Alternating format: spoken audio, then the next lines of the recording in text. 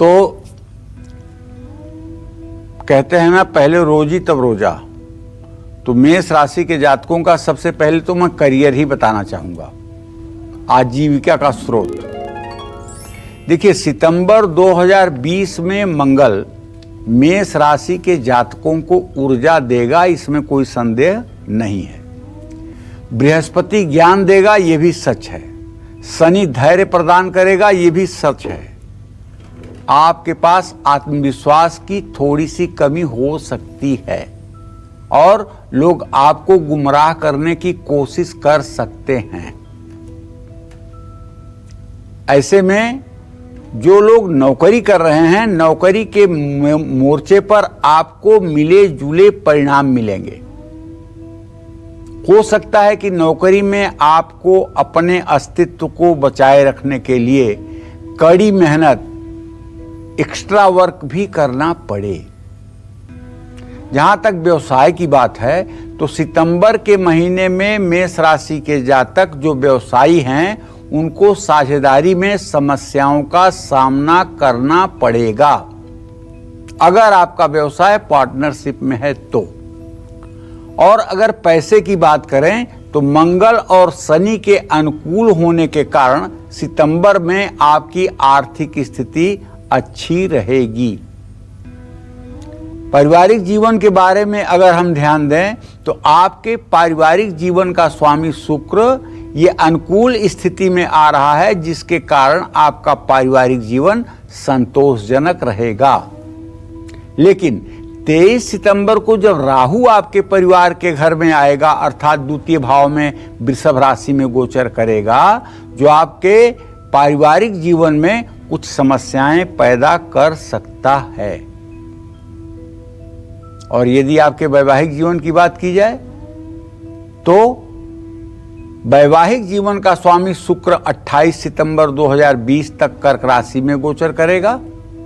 इस महीने में आप अपने जीवन साथी के लिए बहुत इमोशनल अपने आप को महसूस करेंगे।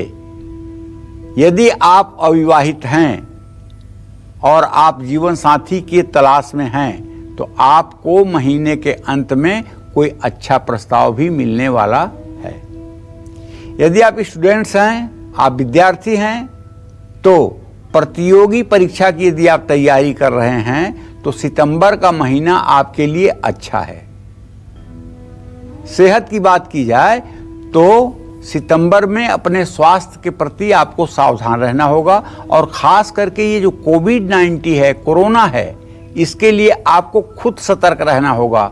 सोशल डिस्टेंस बनाकर रखिए, दिन में 6 बार साबुन से हाथ को धोइए, मास्क हर समय लगा करके रहिए, और ओवर कॉन्फिडेंस में आकर के भीड़ भाड़ का हिस्सा न बनिए, क्योंकि ये जो संक्रमण है आपको जल्दी प्रभावित कर सकता है। इसलिए आपको पूरे सितंबर महीने में सावधान रहना होगा। 16 सितंबर के बाद सूर्य आपके 6ठे भाव में आएगा, माने रोग शत्रु स्थान में, जो आपको हड्डियों से जुड़ा हुआ दर्द, सिर दर्द और हल्के बुखार जैसी समस्या दे सकता है। देखिए, इसीलिए कह रहा हूं कि आप इस महीने अपने स्वास्थ्य को लेकर के एक क्षण के लिए भी लापरवाही या ओवर कॉन्फिडेंस में आकर के किसी तरह की लापरवाही ना करें। मेष राशि के जातक सितंबर के महीने में हनुमान जी की पूजा उपासना करें। हनुमान जी की पूजा उपासना से आपको शक्ति सामर्थ्य की जो प्राप्ति होगी, उससे आपका जीवन अच्छा रहेगा, इसमें संशय नहीं है। जय मां विंध्यवासिनी। सितंबर के महीने में वृषभ राशि के जो जातक हैं, वो अपने करियर के मोर्चे पर इस महीने में मेहनत करने के बावजूद भी मध्यम परिणाम प्राप्त करेंगे, एवरेज।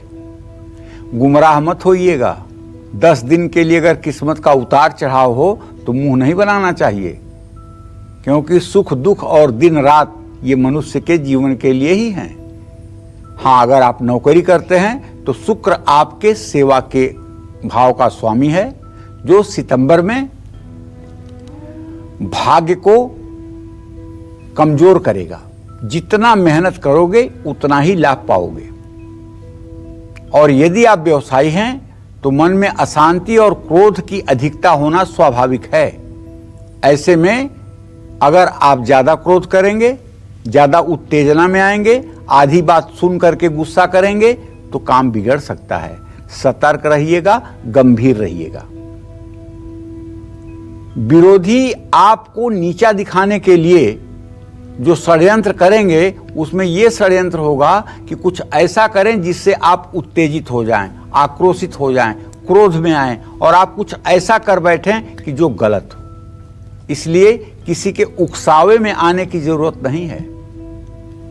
पैसे की स्थिति के बारे में आप जान लीजिए कि आमदनी प्रभावित होगी, कम से कम 25% आमदनी कमजोर होगी और खर्चा बढ़ेगा, लेकिन घबराने की कोई बात नहीं है। आगे आने वाला समय फिर ठीक हो जाएगा। सितंबर महीने में बच्चों को शारीरिक कष्ट हो सकता है। बच्चों के करियर को लेकर के आप थोड़े से चिंतित हो सकते हैं। ये चिंता बेकार में है। अगर आप चिंता करना चाहते हैं तो गणेश जी की पूजा करके गणेश जी से प्रार्थना करिए कि मेरे बच्चों का करियर सेटल्ड कर दें, और थोड़ी सी जावित्री गणेश जी के सामने चढ़ा करके और बच्चा जब घर से निकलने लगे तो उसे खाने के लिए दें।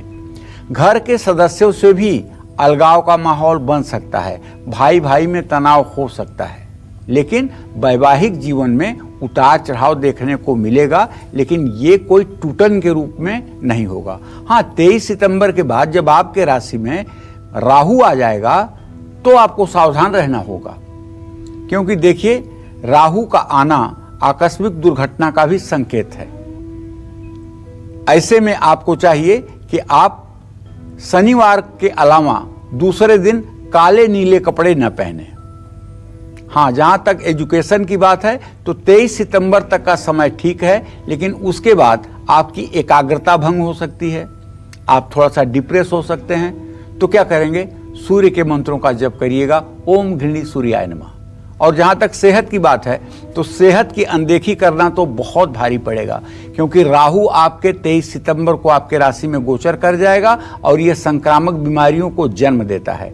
यदि आपकी वृषभ राशि है तो मैं विश्वास से कहूं सबसे ज्यादा सेंसिटिव राशि आपकी है।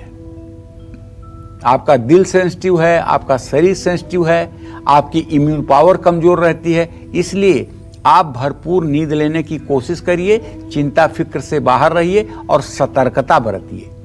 अमावस्या के दिन शनि स्तोत्र का पीपल के पेड़ के नीचे पाठ कर लीजिए, सरसों के तेल का दिया जला लीजिए।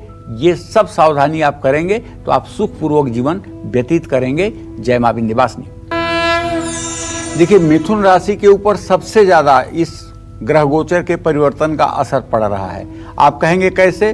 तो ऐसे कि आज जब मैं कार्यक्रम कर रहा हूं तो आपकी राशि में राहु भी है, शुक्र भी है, लेकिन कल की स्थिति कुछ और होगी।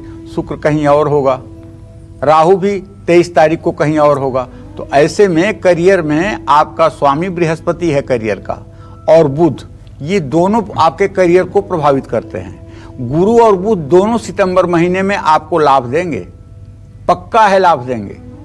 सितंबर महीने में मिथुन राशि के जातकों का मान सम्मान बढ़ेगा और आपके प्रतिष्ठा में भी वृद्धि होगी। 10 दिसंबर के बाद अचानक खूब लाभ होगा, और यहां तक कि कारोबार में अगर थोड़ा सा पेशेंस बनाकर रखोगे, धैर्य बनाकर रखोगे, तो सारे अवसर आपके दरवाजे पर आ जाएंगे।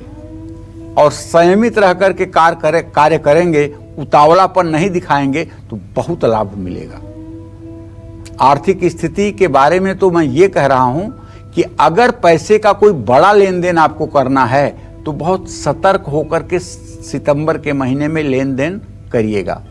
और अगर कोई संपत्ति आप ले रहे हैं, कोई ऐसा महत्वपूर्ण निर्णय ले रहे हैं, तो 100 बार समझ सोच कर निर्णय लीजिएगा, क्योंकि इसमें धोखा होने की संभावना ज्यादा बनी हुई है। पारिवारिक जीवन की बात करूं तो परिवार में सुख शांति रहेगी, भाई बहन आपके लिए सहयोगी रहेंगे, माता पिता की सेहत अच्छी रहेगी, जो आपके लिए एक शुभ संकेत है। जहां तक वैवाहिक जीवन की बात है तो यदि आप अविवाहित हैं तो 23 सितंबर के बाद कोई शुभ समाचार भी मिल सकता है।